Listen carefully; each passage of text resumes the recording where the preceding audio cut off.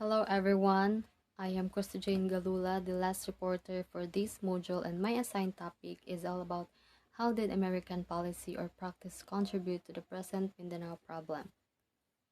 So we see four major contributions of United States policy to the Mindanao problem. A. The forcible incorporation of Mindanao and Sulu into the Philippine colony, and letter B. Resettling of Christian natives to Mindanao, letter C. The discriminatory land laws, and letter D. Attempt to annex Mindanao, Sulu, and Palawan into the U.S. territory. So first is forcible incorporation of Mindanao and Sulu. The first obvious contribution of the Americans to the Mindanao problem was when they included Maguindanao and Sulu in the purchase made during the Treaty of Paris. As pointed out already, the two sultanates used to be independent from Spanish Filipinas, yet deliberately the Americans still included them. What made things worse was they completed the subjugation of the Moros and therefore succeeded in forcibly incorporating them into the predominantly Christian Philippines.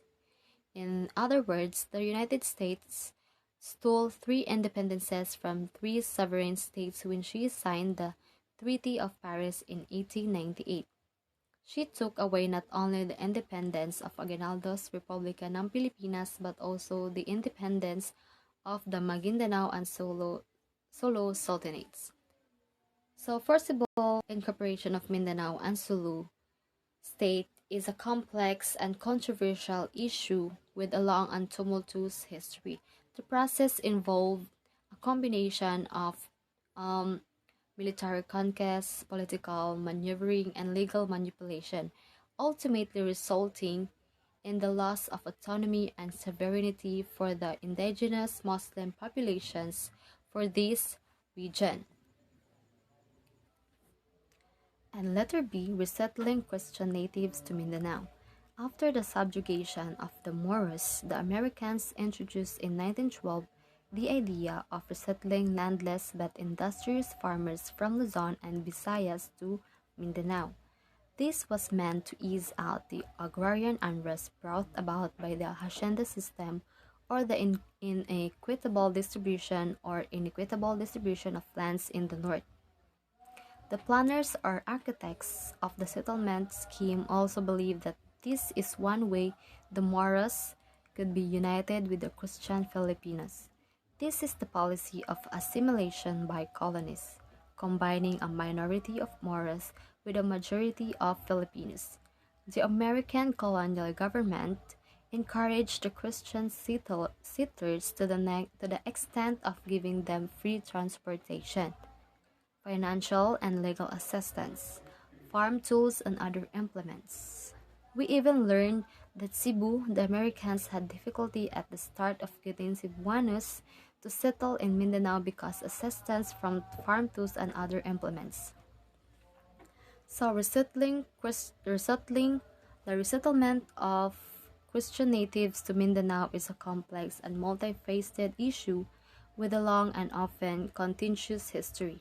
It's important to understand the historical context and the various factors that contributed to this migration, including the motivations of the settlers, the impact of the indigenous Muslim populations, and the lasting consequences for the region. So, the ratification of the Treaty of Paris certainly generated negative responses from Emilio Aguinaldo and the Christian Filipino revolutionists.